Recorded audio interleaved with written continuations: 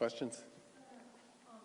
Private businesses can open in person now. When are state agencies, like for instance the registry, going to open full time in person? When can I just walk in there and renew my license? So the registry has received an enormous amount of positive feedback from its customers about the appointment-based approach to service. And people have found it to be incredibly helpful with respect to planning their day. And I think one of the things they're working their way through is whether they should go back to the first come, first serve, or stick with the appointment model, or go to some, I hate to use the word, hybrid version, where they would have certain time that would be walk-in and certain time that might be appointment only. But the registry is a great example of an agency that has managed to do a terrific job in person of serving its constituents and customers over the course of the whole pandemic, and has learned some valuable lessons about customer service and moving significant transactions that used to be done only on a face-to-face basis to the online world as well. And whatever they do, they'll do in conjunction with the relationship they have with AAA. When do you expect that decision will be made? Soon. Like, a couple weeks, a couple days? When you say soon? Soon. It'll be soon. I mean, they're going to, short answer is, they're going to continue to operate the way they have for the immediate future, because a lot of people have said they like it. Governor, special message for people who have anxieties about returning to normal, and also there's going to be signage. You can't have to wear your mask when you go to stores. There's probably going to be some tension there. But what is the messaging? I know you touched on that. I think it's really important for all of us to understand that while we believe that the data, which has been the sort of North Star for us on all of these restrictions and advisories and orders and guidance since this began, at this point in time does not support, you know, a state of emergency and all of the restrictions that came with it. But that said, okay, there are still going to be individuals and there are going to be organizations that are going to want to continue to maintain some kind of commitment to some of those restrictions going forward. And as the Lieutenant Governor said, there are probably going to be some restaurants that want to organize their seating in a particular way. There may be folks who are going to continue to want to use appointments and not go to a walk-in model. I think all of us need to continue to be what Massachusetts has been since the start of this, which is respectful of their friends and their neighbors, and to recognize that not everybody's going to be in the same place psychologically as everybody else. It's been a really hard, tough year for people, and I think that's something people should incorporate into the way they think about that. If somebody has a business and they'd like you to wear a mask when you come in, you should wear a mask. I'm certainly going to do that, and I would expect and hope and anticipate, just given what I know about people generally, that that will be the way people deal with it.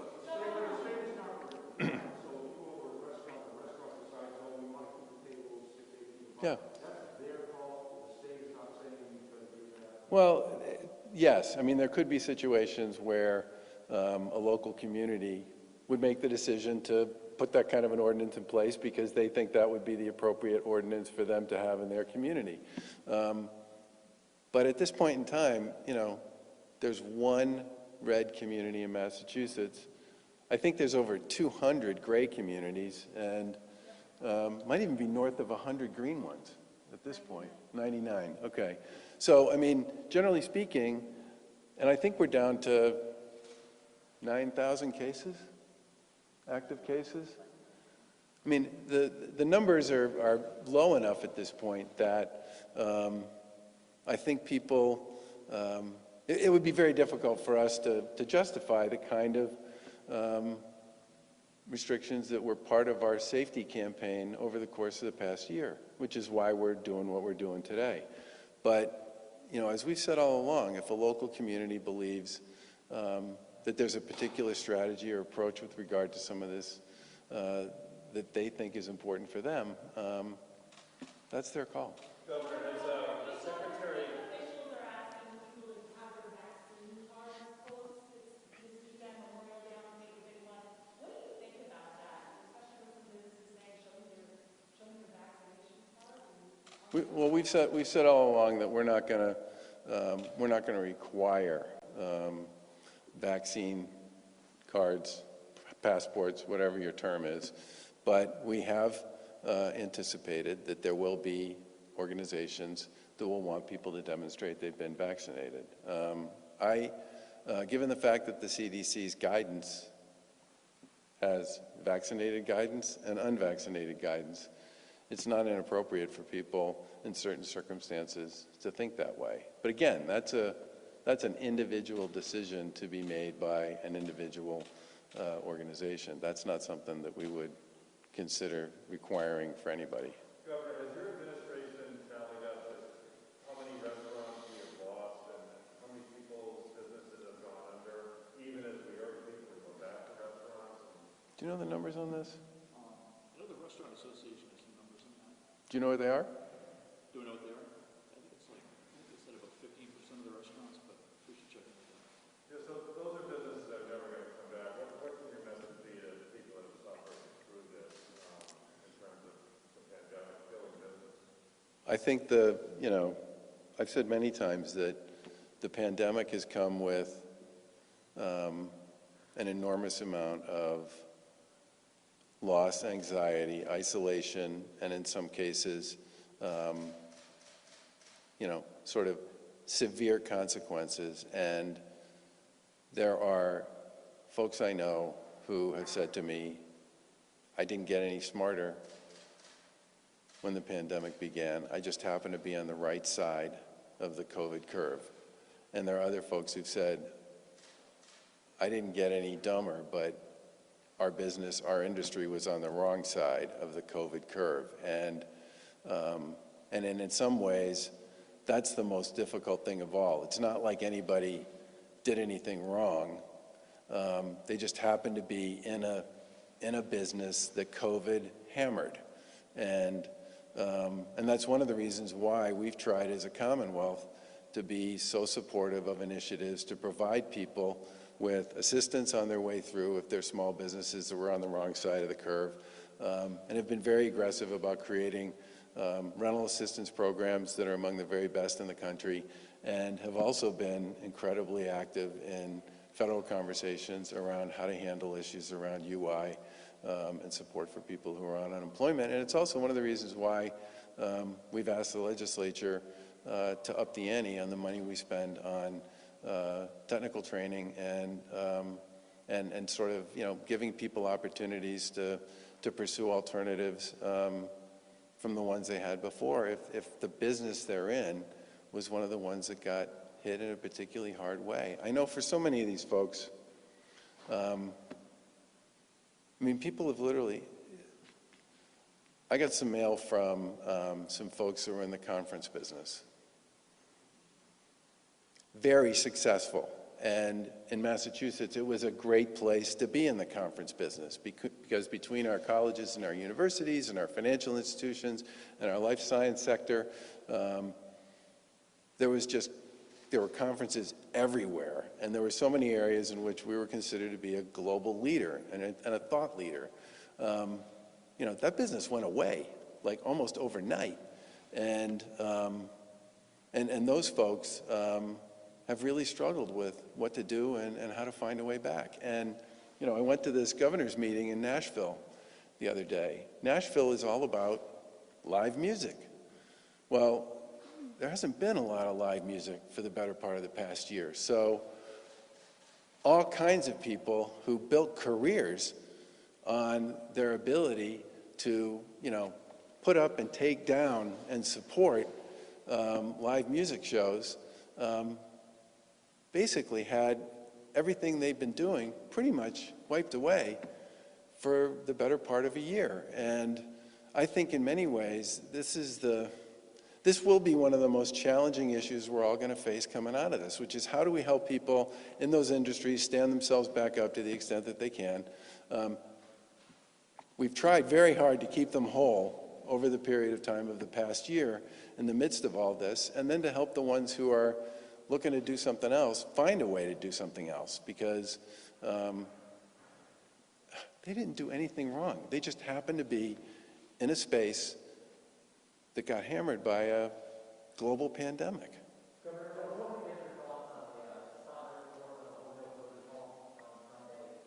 Are you troubled by some of the omissions and errors pointed out in the Pearlstein report? Well, first of all, the Pearlstein report, which we commissioned in the aftermath of the terrible tragedy at the Holyoke Soldiers' Home, is very similar to a lot of the findings that came out of both the legislative report and several other independent reports that have been done.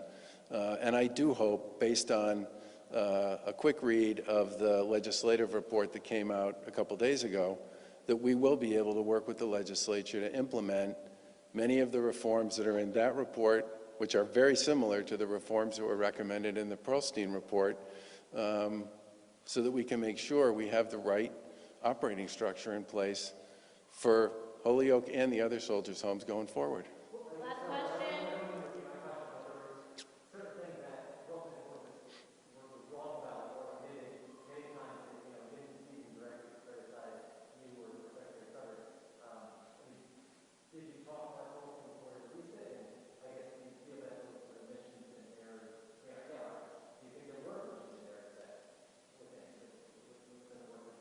I think the vast majority of the Pearlstein findings were completely consistent with the other independent reports that were done.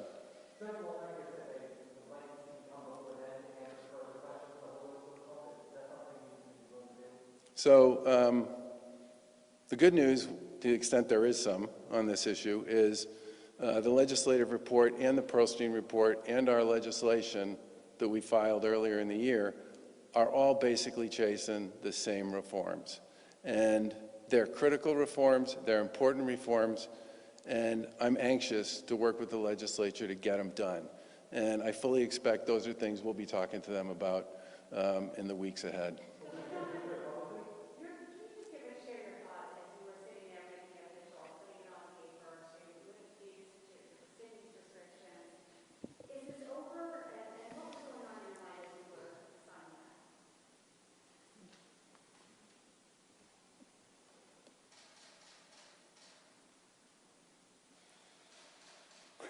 I mean, honestly, I've said before that this was the most difficult thing I've ever done in my professional career. Usually in management jobs, there are good answers. It's pretty unusual to end up in a situation where you're constantly faced with a whole series of least worst choices. And to get back to Jonathan's question, the number of people that the Lieutenant Governor and I have talked to, communicated with, exchanged correspondence with over the course of this year, who have gone through profoundly difficult times and circumstances, is at times overwhelming. And I have to say how grateful I am that people here in the Commonwealth, you know, adopted, adapted, adjusted, supported one another. There were so many private foundations that raised money. There were so many charitable organizations that stepped up, and so many just astonishing stories of kindness and grace and generosity. But the most important thing people did was they got vaccinated. And I said at one point in March that we were in a race against time, and that race was between our vaccination program and the variants. And people here won that race to get to the point where 78% of our adults, 90% of people over the age of 75 got vaccinated. And while it was a high anxiety challenge, I think, for both the people who were getting vaccinated and the people who were vaccinating people, 3.5 million people in Massachusetts are fully vaccinated. 4.3 million people have had at least one shot. I mean, it is in some respects a profound demonstration of how people here stepped up when they really needed to make it possible for us to put this thing behind us. And I am hugely grateful that so many people did it. So if you were to ask me, I think the word that would come to mind would be gratitude more than anything else. Can a business require you to get a vaccine before they hire you in our state? Can they do that? I don't know what the legal answer is to that question.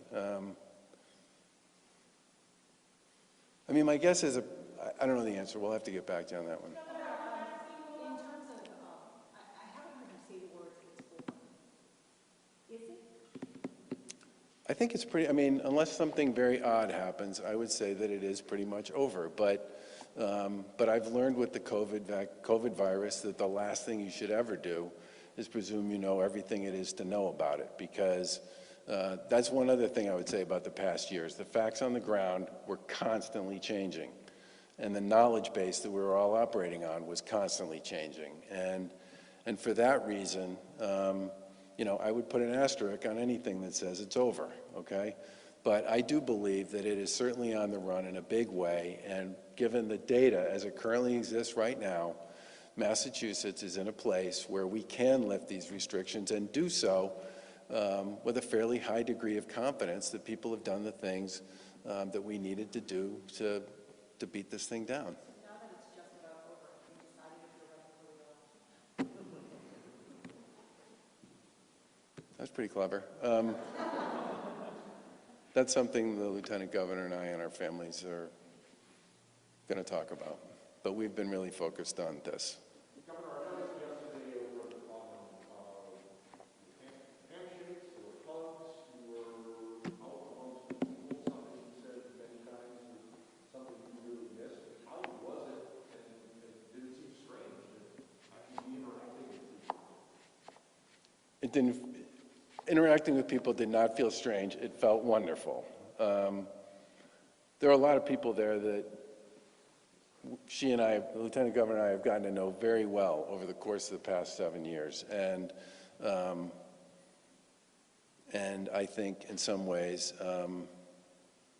I read a study at one point in the midst of all the stuff that I was reading during this about the psychological and physical benefits of hugs. And like so much, COVID just took all that stuff away. And there was one person in particular who really couldn't get through what she wanted to tell me without breaking down. And a year ago, I would have had to just stand there and watch, which would have been awful. And instead, I was able to do the thing that all of us want to do when someone we care about is in distress, which is I hugged her. And I hope and anticipate that that sort of thing will come back to being very commonplace, because it is one of the ways we all buck each other up. So Governor,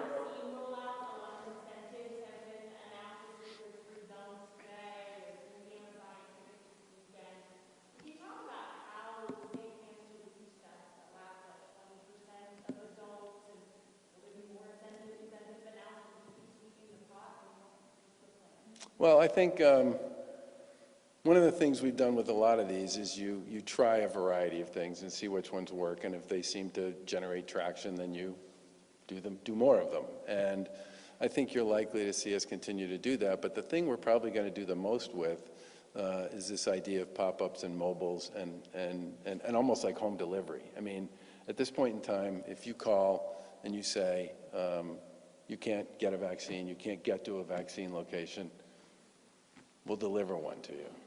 And I think that's going to be the kind of thing that's going to drive a big piece of this. You'll see a lot more pop-ups. You'll see a lot more vaccine sites, mobile sites done in places where there are populations in communities where we still have a ways to go. And we'll continue to use a lot of trusted voices and partners in those communities to get it done. In some cases, we'll try some incentives and see which ones work and which ones don't.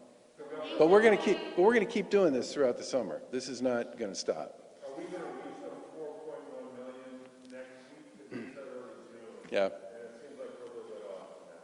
I think it'll probably be more like mid-June, but the fact that 4.3 million people already have a first dose has turned out to be a pretty big deal in most of the research that's been done so far.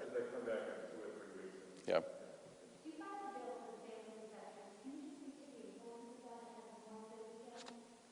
The Massachusetts is constantly, and I give the legislature huge credit on this as well, is constantly looking for ways to enhance the benefits that we make available to veterans and their families here in the Commonwealth. And this particular piece of legislation is something we filed pre-pandemic, and it just got lost. And I do believe that at some point during the course of this session it'll get passed. And it'll be sort of what I would refer to as Valor 3. It comes on the heels of two other bills that were pretty similar. So I want to follow up on one thing. Last year you said when you released the program report that you had never spoken to or met that multiple employment. Your administration never said that you need individual employment. Why did you say you never met that? I forgot. The board at Holyoke, which had the legal authority to do so, chose him, and he and I had a brief interview before I swore him in. I think it was about a 30-minute conversation.